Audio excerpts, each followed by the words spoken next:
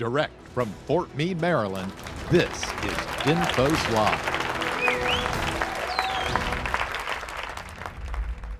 All right, folks, well, welcome again to another episode of DINFOS Live. Today, we're going to be talking about Pavilion, and that is the online knowledge base of trusted resources. That's a mouthful. And I have with me in the studio Air Force Colonel Eric Simon. Sir, thanks so much for being with me. He's the Pavilion champion and former DINFOS Deputy Commandant champion. That's an Air Force word for you right there. Let's have a seat, and I'll have you introduce yourself. Tell me a little bit about you and what you do and where you came from, where you're going. Well, as you just said, I came off a great 3-year tour at DINFOS as the Deputy Commandant. Honestly, the best job I've ever had in my almost 31 years in the military. It was absolutely amazing.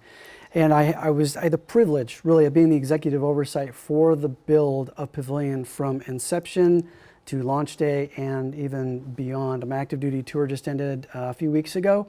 I'm back in the reserve. I was on extended active duty for 3 years. I'm back in the reserve now, working at the Secretary of the Air Force Public Affairs Office there as an IMA, Individual Mobilization Augmentee. Basically just a reservist who's attached to an active duty unit and can be used basically as needed in the absence of the active duty members. Perfect. It's a great job. Well, good to have you here. Before we go any further, we're going to be talking about Pavilion. So we got a short little video we're going to play. If we can do that from the studio, let's take a look. Welcome to Pavilion. Caught on a cell phone, video from what bystanders say was an amazing rescue from a fiery crash. This man, later identified as an Army Staff Sergeant, is seen here carrying the crash victim away from her wrecked car just moments before it burst into flames. Okay, Ruiz, press release, Jones, portrait. Miss Miller will have you take the brief card and case study. Minto, social media. Gramley, the article for publication, and I've got the press conference. Are there any questions? No, ma'am. All right, let's make it happen.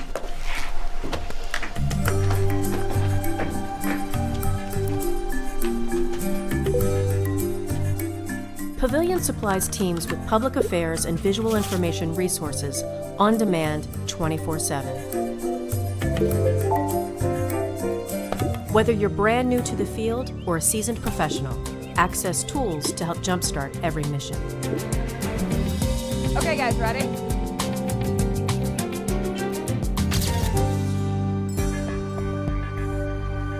A trusted source for policy, templates, articles, all aligned to DoD standards. Here's the fact sheet for the press release. Thanks, I'll take care of it. Reference videos, checklists, case studies, and more to help full-time and collateral duty professionals no matter where you are. Welcome to Press Release 101. In this video, we'll be going over the basics of a press release, as well as walking you through how to write it. Hey, thanks for the brief card. Yep, I'll get the press conference together tonight. Okay, great. Thanks. Chat soon. Welcome to Pavilion Audio. This episode is on press conferences. We'll be covering the basics of a press conference, some do's. Recently in the news, bystanders witnessed a heroic rescue by an Army Staff Sergeant pulling a woman from a burning car. We are pleased to Bridge knowledge gaps to stay current and engaged with industry standards. Sergeant Jeffrey Dillon is stationed here at Joint Base Carpenter. Major General Henderson, Commander, Joint Base Carpenter,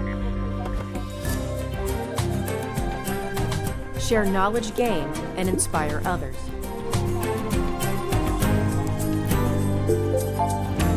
At this time, I'm happy to take any of your questions. Ma'am? Pavilion. Okay, well, so that's that's a good little overview. That's our show, folks. We're just kidding. We're going to go into much more detail. Before we get into the questions, though, you've got somebody helping you with the social media questions behind the scenes, answering questions online. Who is that? Tell us a little bit about her. That's Andrea Batz-Latson. She's the program manager for Pavilion. So if you see the content on the site on Pavilion, she is the part of the supervision that helped make that happen with our contract team. Awesome. Okay. So we are taking your questions there, but in studio, as always, Sergeant Ben Whitten is with us here, taking questions online. So make sure you get online, ask your questions if you have specific questions while we have the Colonel in here. And remember, the conversation will continue, so after the show, we'll go from there. All right, so let's get into this. So let's talk about Pavilion, like the word. What does it mean? I mean, you see them in the parks. but does it stand for something, or how did that come about? It does. Very deliberate name. It is Public Affairs, Visual Information Learning, and an Online Network. Of course, it's an acronym because it's Right. military. Okay, got it. We love our acronyms. That's yeah. perfect. So let's just get into a demo. I think it may just be easier to show a little bit, and maybe you talk to it. So if we Okay. can in the studio, bring up, there we go, and then you just kind of walk us through what overview here. Sure. So this is the landing page. It's all built around the search engine that you see at the top bar there. So let's say you're a public affairs officer, a public affairs specialist, and you kind of want to see what the latest communication plan template is. You could type in communication plan, or even planning. I'm not the one typing. This is Mel Weatherspoon in the back control room typing this up. And down below, the very first one you see there, crisis communication contingency plan template. Now let's be honest, a lot of us are probably pretty rusty on our contingency or crisis communication plans. A lot of them just gathered dust over the years. You can pull it up right here on Pavilion right away. If you click on download, I tried this here in the studio. I had maybe 2 bars cell signal. It wasn't on Wi-Fi. Took me 1 second to get Pavilion up, probably 3 seconds to type in a communication plan, maybe a little bit longer. And then this came up within seconds. Probably altogether within 15 seconds, I was viewing a communication plan on my phone. If you're at home with a Fios network, it's just as fast. If you're, let's say you work at the Pentagon, Firewall City, right? It'll probably take a little bit longer, so give us some patience. Maybe it'll take 20 seconds to get to that point where you're viewing it. But the bottom line is it's really fast, and it's designed to be quick so you can look up a resource. Let's talk more on the VI side this time. For visual information, aperture. Say you're new, you're a public affairs specialist, or you're a collateral duty. Here's a great example. Collateral duty, public affairs specialist for 2 years in the Navy, special duty, and you want to learn more about aperture in your digital SLR camera that's been signed out to you and you've never held one before. What is this all about? You type in aperture, and right there, camera aperture demonstration. And Mel's going to click on that, and it's going to bring us up to the demonstration page. And you scroll down, it'll read through, it'll tell you a little bit about what aperture is. It's your iris opening of your camera, just like the iris of your eye. Scroll down a little bit more. Now it gives you some examples of, I see all these aperture numbers. What does it mean? Doesn't the higher number mean a larger aperture? It's actually the opposite, and this helps explain because it's all about ratios. f22 is very closed, or f2.8 is very wide open, and wide aperture can give you that shallow depth of field that you're looking for, where the subject is very sharp and crisp, background's blurry, foreground's blurry. We all love that dreamy kind of look. In fact, the iPhone has the portrait feature on its phone now that replicates that for you because it's such a popular look. So if you scroll down a little bit more, it'll take you into some quick demos, if you will. Very top bar, what does 2.8 look like? Well, you click on it, it drops it down. There's that shallow depth field I was talking about. Background's blurry, bird is nice and sharp. If there was a branch in the foreground, it would be blurry too. Scroll down a little bit more, maybe let's go to F11 to F22. This is more for your everything's, they call it unity focus at times. The background's maybe a little bit blurry, especially if you're using a very long lens, even at a very closed aperture. But I'll give you some examples and talk you through it so you have a great idea of what aperture is all about. That's great. That's good for unit training or a refresher for somebody, or like you said, the people that are maybe a collateral duty or a UPAR or something, trying to figure it out, and they can go there as a resource. And and that actually was informative. When we were kind of talking through this, I've always thought of Pavilion as being sort of for the officers. It's comm planning, it's stuff. You're getting ready for a media engagement or something, but really there's a lot of like VI stuff, just the visual, photography and videography and grunt stuff. The enlisted folk can learn from this too. And I don't know why I've always thought that until we were talking. So learning has occurred. And there's a bifurcation there too. It's interesting that the top search subjects right now are social media. That's number one. Not surprised. Yeah. And then right below that, I think is communication plan, commander's intent, some more PA-centric type subjects. But then you get further down the list, the top searched subjects, it starts to go pretty deep into VI. So the preponderance of searches are in VI, even though the top 3 may be more in the PAO realm, if you will. So it's interesting how that kind of yin and yang works. So I really believe we are equally reaching both PA and the VA sides of the career field. It's not lopsided. And it was designed specifically to evenly reach out to fleet and field across PA, VI, and ComStrat desks.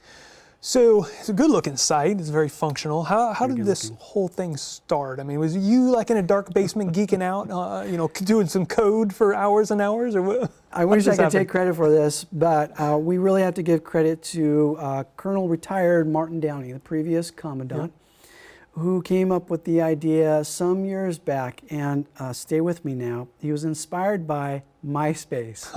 Oh, the old MySpace. We're taking it back.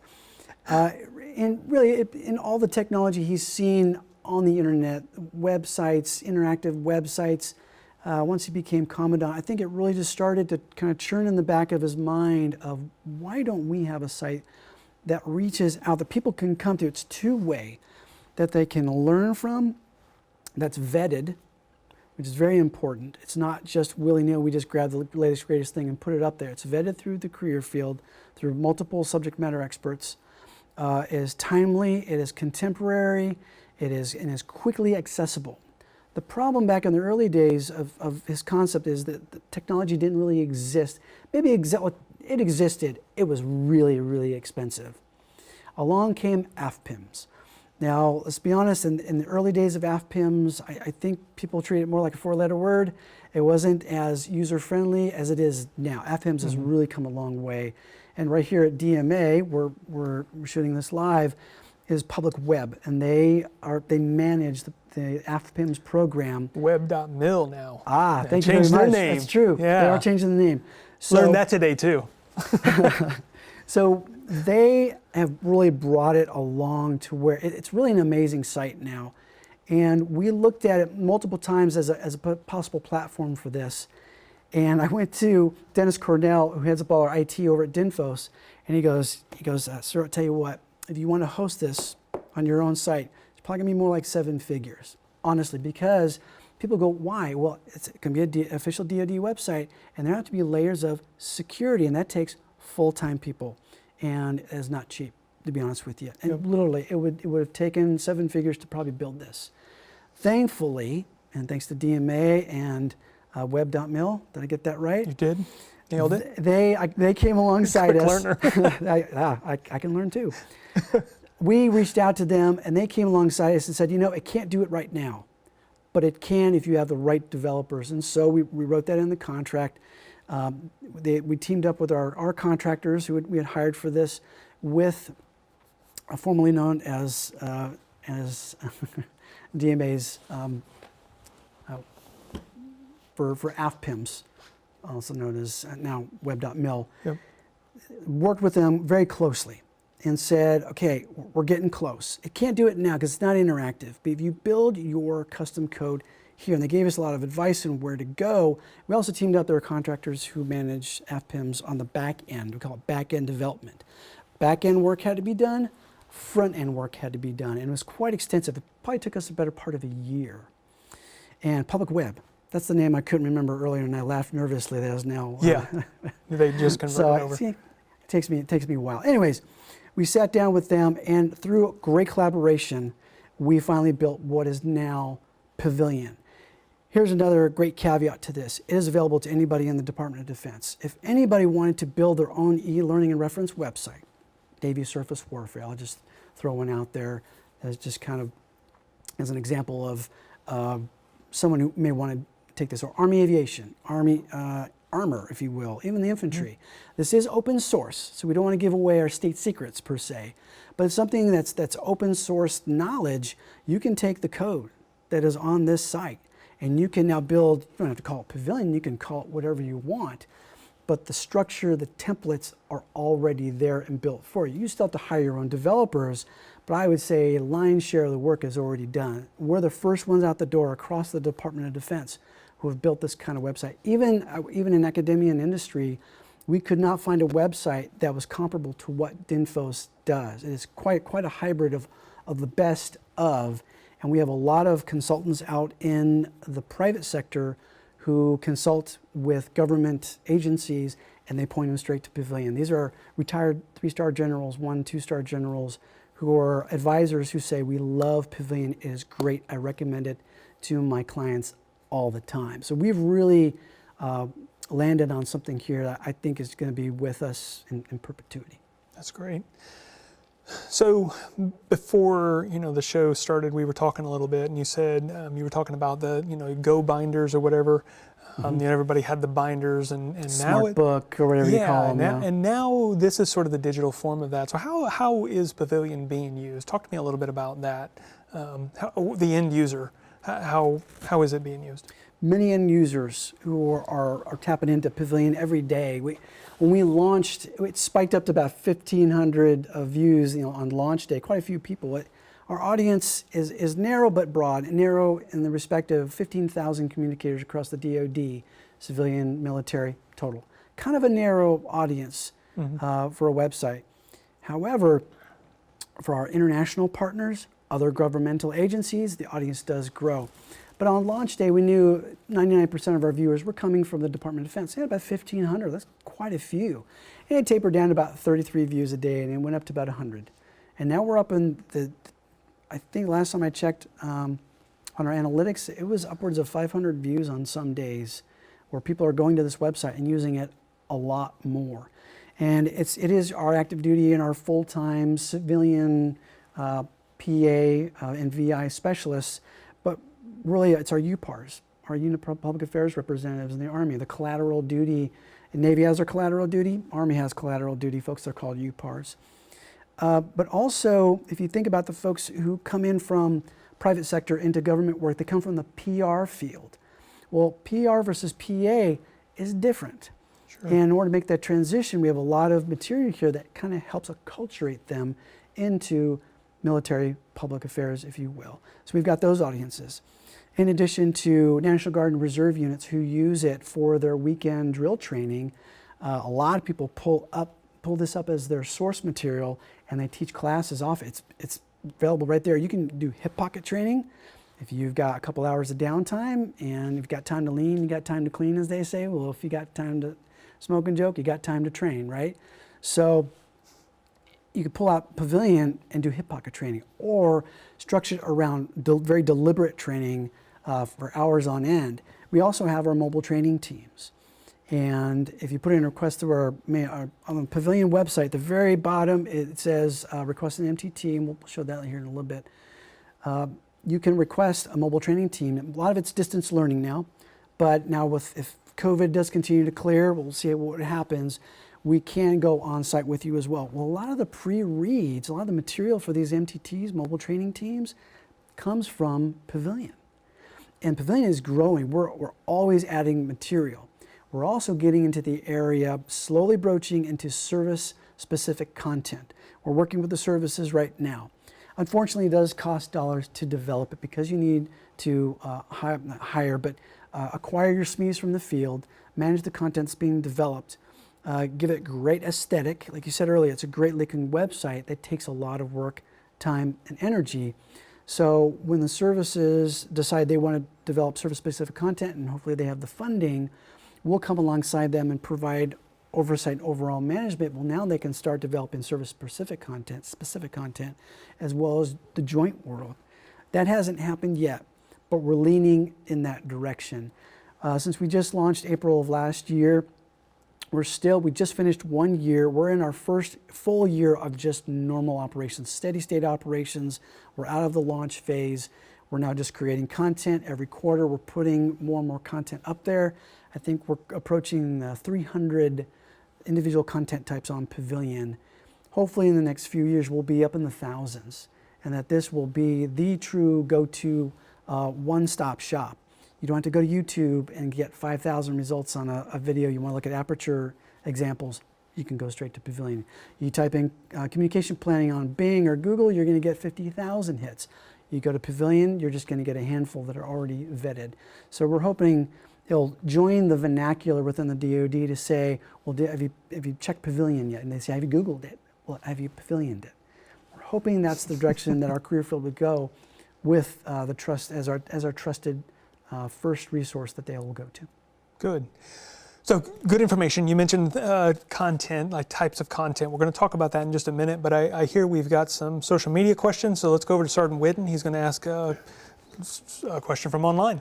We do. We have one question. We have one from Marcy, and she asked a question that was actually just answered. If there's plans on expanding the catalog of stuff, I believe I heard Sir say that there's plans for more lessons to be added. Hopes of planning right now, and we're posturing for it. But right now, like I said, steady state operations for the next year, and we'll wait and see if the services want to eventually develop their own content. We even developed called an authoring tool. And if as a subject matter expert, you contact us and say, I've got a great idea, I have an experience in this, and here's a great story, and here's a great experience, can we turn this into a learning content? You want to create something interactive, maybe one of our drop downs that we have, or an interactive checklist or whatever.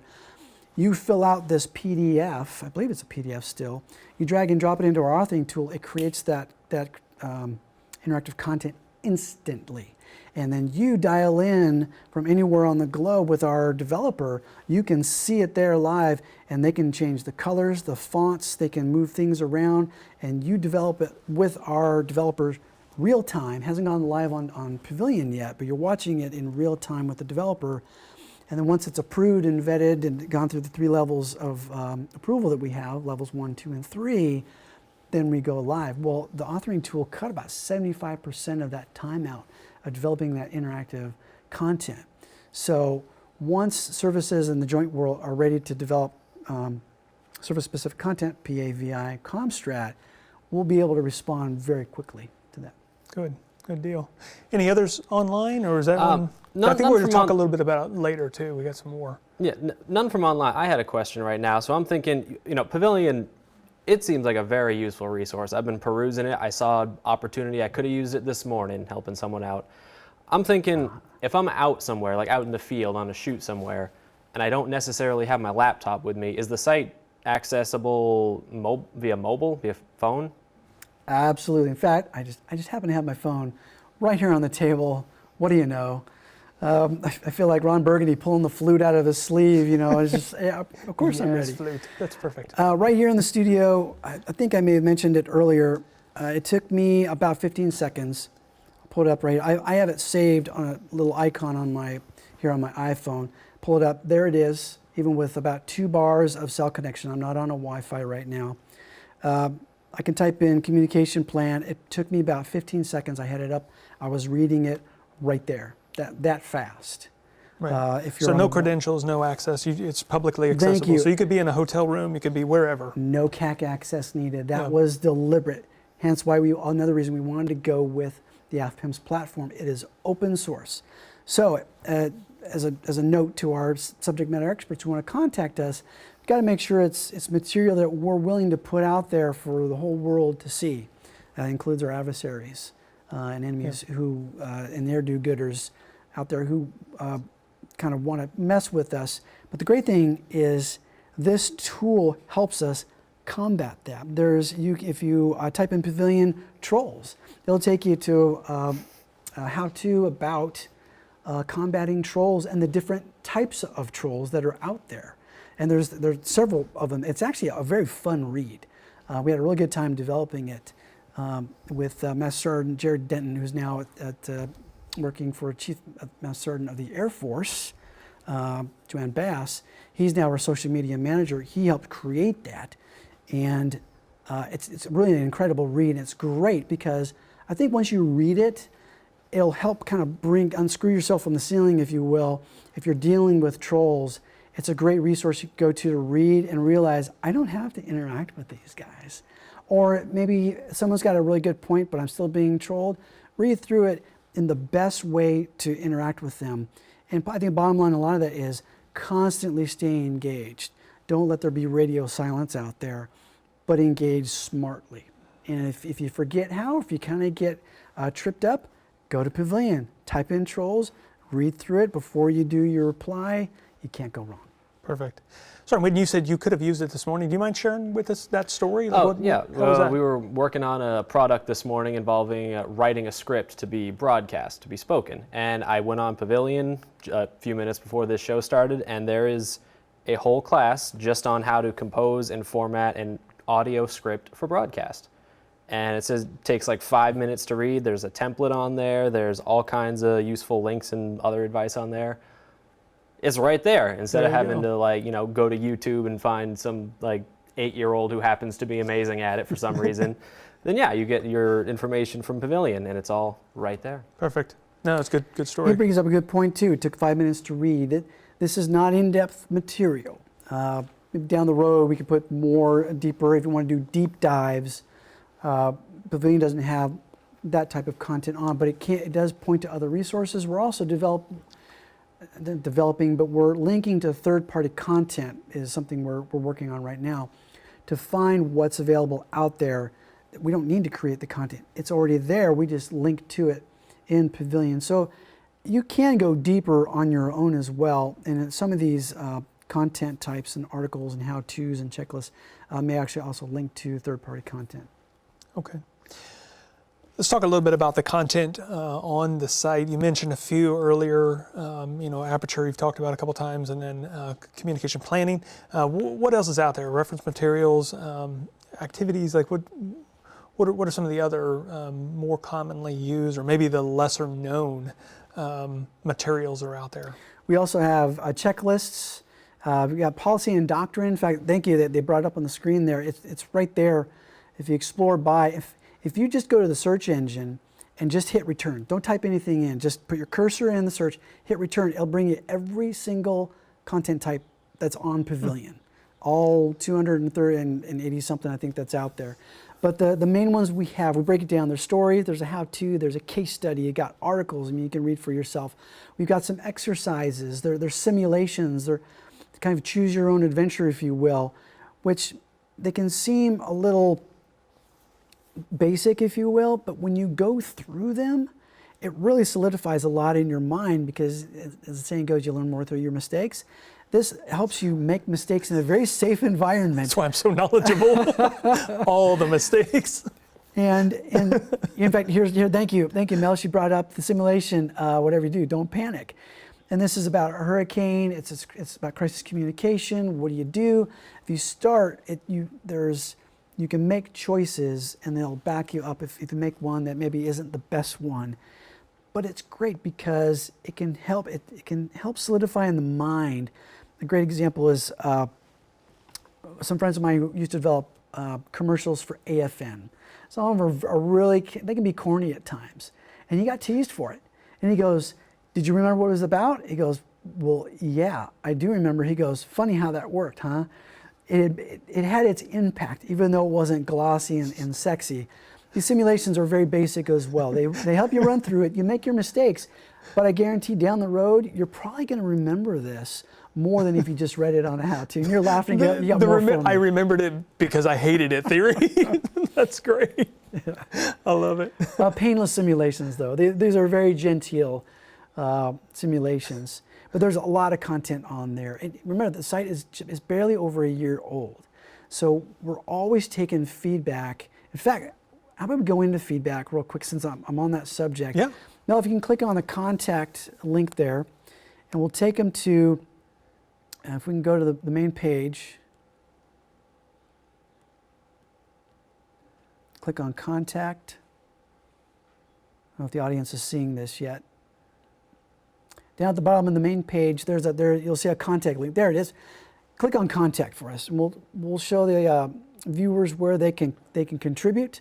And we scroll down just a little bit.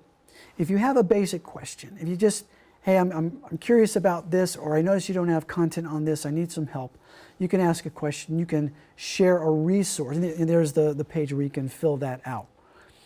If she goes back, there's another option for supplying a resource or becoming there, get involved. You can share a resource, or you can get involved as a subject matter expert or as a user test in our user test group. As we put out new material, this group sees it first. and they poke holes in it to make sure that it's something that we, not just us at DINFOS, thinks is a good idea and reads well on the site, but that Fleet and Field feels the same way before it goes live. So there's various ways you can get involved if you just click on that link on the main page. So just go to the landing page, scroll all the way down to that blue bar, and then click on it. And then down below it, Mel's favorite part, because she's our program director for our MTT, or mobile training teams, request an MTT. You click on that, that's where you can request to have actual deliberate training developed by us and delivered. A lot of it's online right now, but due to emerging from COVID. But then you'll find a lot of that source material, as I mentioned before, is going to come straight from Pavilion as well. Good. So I want to go back a little bit, and because I remember in the video that we watched, in the beginning of the show, it had a very joint look. Right. I'm curious, is the content broken down? Is it a joint flavor? Is it purple and grouped together and kind of muddied up, or is it service specific? How is that broken down? It is purple right now for the most part. Okay. Some subjects may swing more to maybe Army, Air Force in respects, and other subjects may swing just a little maybe toward the sea services, but they're all still usable across the board. It goes back to what I was talking earlier. Once we get with the services and they really sign on to do service-specific content, because they're also reviewing this as well. They're scrutinizing it to see how will this benefit us as a specific service. And they want to do that, which is understandable. Before you drop in funding to bring up developers, you want to make sure it's the right fit. And once they do that, then we'll partner with the services. So back to your original question, very purple. Okay, makes sense. Okay, we talked a little bit about analytics. I mean, you alluded to that. I don't know any more you want to say about that. Analytics of, like, I guess, the most used or maybe the least used, or you think we covered enough on that? Well, for site visits, for visitors, I mentioned when we launched April of last year, it spiked about 1,500 and then simmered down. And since the new year, we've been in the hundreds every day. This Pavilion is being used more and more. Let me make a point about this. This is a good thing for the user as well. And the reason being, the more people that view Pavilion every single day means the more feedback we can potentially get.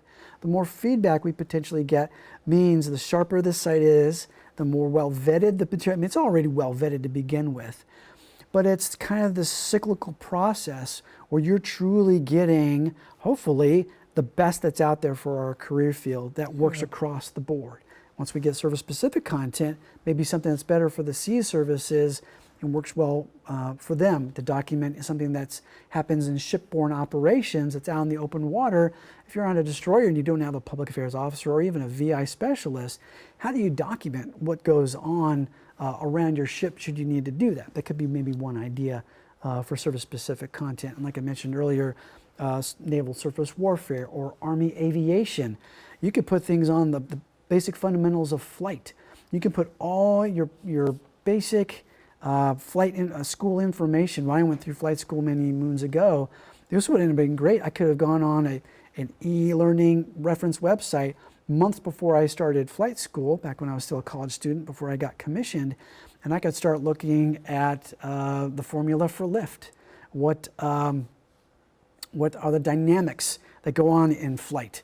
Induced drag, there's induced flow. Well, induced flow creates induced drag. What does that mean, and how does that suck power from your aircraft, whether you're in a low hover and you're in ground effect versus a high hover out of ground effect?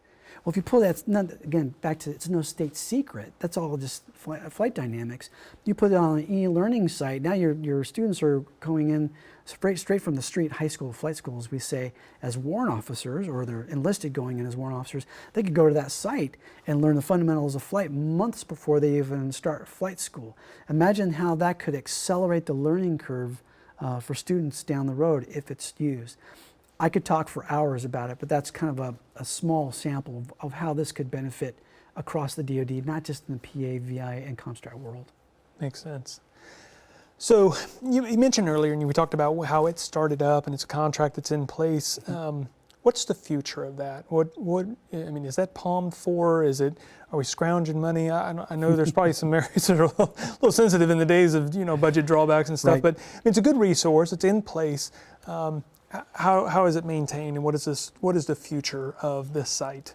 So DINFOS has a part of its budget that helps maintain this right now, and we have full-time developers that are always monitoring the site, always developing content, always available for us to be contacted. I feel like I'm still part of DINFOS. It's tough to let go of. I got to tell you, all right. You can contact them very quickly. So if the site goes down, which is very rare because the FPIMS platform is so stable, or if maybe you've got input on a posting, or not posting, but content on Pavilion, you want to give more input, it can be very dynamic and we can respond very quickly. The schoolhouse is moving to a model where we just don't stop a course, but take a look at a course every 2 years. We update it, put it back together, teach it for 2 more years. We're getting more in kind of a spiral where it's cyclical. Every 90 days, we're looking at content and updating it at the schoolhouse more on the fly because technology allows us to do that. We do the same with Pavilion. So we have that full-time staff. It's already paid for. It's well-spent taxpayer dollars. And I got to say that because it really, really is. If we do expand Pavilion down the road, we have to see what kind of resourcing is available through our higher headquarters DMA. Been very generous in providing the initial funds that helped build Pavilion in the beginning. And now we're trying to develop a track record to really show it's being used a lot. You asked me about analytics earlier. We can't track analytics like Google would because we're the Department of Defense. We can't keep tabs on our citizens, if you will, in that respect. So we can see how many visits, how many page views, how many bounces. If someone just looks at it and goes, "Oh, that's not what I'm looking for," and they bounce out, it tells us. But that's kind of about it. What's searched the most? Very basics, but we don't get to use a lot of the algorithms that a lot of other sites do that kind of read your mail, if I can use that term, that when you go to a website and you go, "Oh, funny, I was just searching for that yesterday, and funny, I'm seeing an ad for it now." We don't get that kind of analytics for a very good reason, because we are the federal government and the Department of Defense. Right. We can't collect that kind of data. So our analytics are really basic. So we have to lean on that, so it's quantitative as well as qualitative. And we lean heavily on the qualitative, hence why we need that feedback. How are we doing on Pavilion? Is it meeting the mark? Across the board, I would say 99% has been positive, 1% has been negative. We had one content type that had something on it that probably should have been pulled. It wasn't nefarious, but it was kind of like, we as a service kind of wish this wasn't on there. We said, "You got it," and we pulled it. It was that fast. And it's actually, I did the math, it was 0.2% actually had negative feedback. The rest of it has all been positive. I mentioned we have retired general officers who are now consultants out in the private sector for government entities who point people to this all the time. They're excited about it, and hence why I think it's really going to be around for a long, long time. I hope we reach out to some of those general officers and get some funding See what we could do, get on the phone. Let's reach back out to social media and see if we got any more questions there, because I've kind of exhausted what I was curious about. Anything coming in from We social? do have another question or two. Okay. We have one, the question reads, "I searched for live streaming on Pavilion and didn't see anything. Now, there's a lot of virtual events and live streaming stuff being requested, so is there any way that like a PAO could figure out how to do live streaming via Pavilion?" What a great question. Please, so whoever wrote that question, go on the website, contact, seriously, let us know, because that's such a great point in how much live streaming is being done now. Yep. How do you trip through that? So it's PAVI, and we also eventually our broadcast maintenance folks who are out there are kind of ancillary to our career field, but out there, we develop some content down the road. That kind of falls under broadcasting a little bit. It's a middle ground between PAVI and broadcasting. Yeah. So what a great idea, and I think that'd be something that could be developed very quickly. And we have a user planning group, a UPG, of folks throughout the career field who we meet twice a year. There's that we thing again. They meet twice a year. I may be part of the UPG here shortly, you never know. and they decide what subjects, what's the demand signal from the career field right now. What are they sensing in addition to the feedback we're getting from fleet and field and what we're seeing in our basic analytics on a site called SiteGauge that shows us our analytics. We combine the three, we synthesize the three, and then we rack and stack what's the next content we have to develop. I wouldn't be surprised if that started to make it to the top of the list pretty soon. So please, whoever you are, reach out and see if we can get it developed. I would think that and podcasting are two that if it's not already on there, I know that's a new topic that's becoming more and more popular. So again, becoming popular. All right, you got one more? We do have one more. This one is, we have Francis asking, how far do the mobile teams travel? Like how far are they willing to go? So I know that's not a pavilion question. That's more of an MTT question. I do have you may an know the answer, answer. though. If not, we can talk to Mel and ask her. They'll go as far as Morocco. That's true. They just they went will there. go around the world. We just participated in an exercise over in Africa a couple months ago.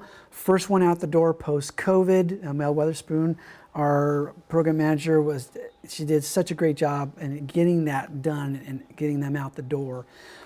That's kind of a rarity that we do get to participate in those. Back before the days of COVID, we were also going to the Ukraine and training with them and other countries. So we'll go global. However, the cost has to be covered by the unit if they have the TDY dollars that they'll have to pay for travel. We're not funded for that. But that's, they'll go global. But now with distance learning and the emergence of all the distance learning tools we have in the class, and everyone's so used to being online, doing Google Meets, or Blackboard is our main learning management system. People are so savvy to it now, and Zoom, and you name it, that we can do mobile training teams at no cost to your unit because we do a distance learning. You don't have to pay us a dime. It's just when our instructors have time in between courses, they can develop a class and they can deliver it to wherever you are, anywhere in the world. Also like to point out that next month, I believe, our subject is dedicated to the MTT subject. So we're going to go in depth, whoever had that question, and we'll talk about it extensively. And then we're going to talk a little bit about the awards program too, I believe, the DoD awards program. So that a little information, because that's coming up early next year. So we're going to talk a little bit about both of those. Okay, so if that's all online, that's all the questions I have. Is there anything that I missed? I mean, this is not investigative reporting. I'm not trying to beat you up here. I'll give you the opportunity to, to add anything you want at the end. That's the beauty of an education show. We're trying to inform people. I might want to do a shout out to my two young boys who are watching right now. Go. But I mean, you'd have to give me permission to do that. Hello, Wyatt and Charlie. Yeah, there you go. And it's done. Well played, sir. Like I said, I could talk for hours about this, and I don't want to bore folks with anecdotal stories, but I think we've given a great, in the video, thank you for showing the video at the beginning too. It was a labor of love. A lot of our rock stars around DINFOS, as well as Captain Alana Staver, who was the Air Force Student Detachment Commander, who just went off to go training in industry, training with industry, TWI. A great group of folks, and that video really has a lot longevity to it to kind of explain what DINFOS does. All I can say is go to DINFOS go to Pavilion and check it out. Go to DINFOS too if you can. Go to Pavilion and check it out. Virtually or physically, like whatever. Please. But check out Pavilion and just, like I said, go to that search bar at the top of the main page, put your cursor and just hit return. And you can start to peruse through everything that is on there. And on the left, it's a faceted search. You can filter out certain subjects. If you're a VI, if you've just graduated from our MCF course, or Mass Communication Foundations course, you can go on Pavilion. And the great thing is we're starting to use more and more Pavilion content for our in-house courses. Well, if you're an MCF grad and 6 months later you go, man, I need additive and subtractive color. Oh, what was that about? Oh, additive is about RGB. That's emitted color, screens, monitors, things like that. Subtractive, if I'm using it correctly, is print. It's reflective color, that's CMYK. Very different in how you choose that and how they interact. If you add all the RBG in light, you get white. You add CMYK, you dump them all together, you're going to get a blackish, or with K being black, you're going to get black. Those are quite opposites. You got to make sure you're using the right format. You can go on Pavilion and read up on it. Like I said, I could talk for hours. please contact But us. then they wouldn't have to go to the site to look it all up. That's true. We want to get go them to the there. site. Please go and give us feedback. Look through Pavilion. Give us feedback. Join our user testing group if you have the time. Volunteer to be a SME, subject matter expert. Please, please do. Or just give us basic, even if it's critical feedback. We want to hear how we can make the user experience better. If you're having trouble accessing it on a certain type of device, say, hey, I noticed on this model of phone, my friend and I have it, we can't see Pavilion well, everything's all jumbled together. We can do something about that. We can look into it and see if it's a problem on our end or somewhere else. Please contact us and just give us the feedback. Perfect. No, good stuff. So this is usually the part of the show where I would ask, like, where do people go for the resources? But it quite literally is the resource that comes up on every show that we've done. So it is. Everybody mentions it. Everybody says this is where you go for the content, and that's I think that says a lot about the site and what you guys have done for it. So, sir, thank you for joining me. I do have a couple other shout outs, but let's stand up here. I'll shake your hand. It's a little sweaty. Sorry, I've been sitting here in these chairs. Hey, folks, don't forget to sign up for this year's DINFOS Social Media Forum. It is scheduled from the 25th through 27th of August. We're going to put the website up there for you. Actually, it's a group. It's a Facebook group. Make sure you go on there and sign up for that. That's a social media forum. Hugely successful in the last couple of years. Took a little break last year and did it virtually. This year, I think it's a combination, if not all virtual again. So do that as well. Here's another thing, new breaking news. This is something that we're kind of doing again here at the DINFOS Hall of Fame. We're now taking nominations for the class of 2021. Now, last day for you to nominate someone for that is September 30th. So make sure you go online. Again, there's a website that we'll put up here for you, but you can get to it by going to dinfos.dma.mil, and then it's about DINFOS Hall of Fame. So that will take one or I think a couple of nominees each year. So more to come on that, but make sure you go out there. All right, the last thing that we do is our shout out, the social media shout out. Somebody who's done an amazing job out there in this month. It's actually MC1 Lagazzo for his work with a podcast. So involved in social media a little bit, but it's a podcast, and that's becoming more and more popular. There's a working group going on right now, and he clearly made himself an expert on that, and he's the go-to guy because he runs a podcast centered around the LA Lakers. So if you're looking for it, you want to check it out. He's got thousands and thousands of followers, him and a group of people that host and co-host.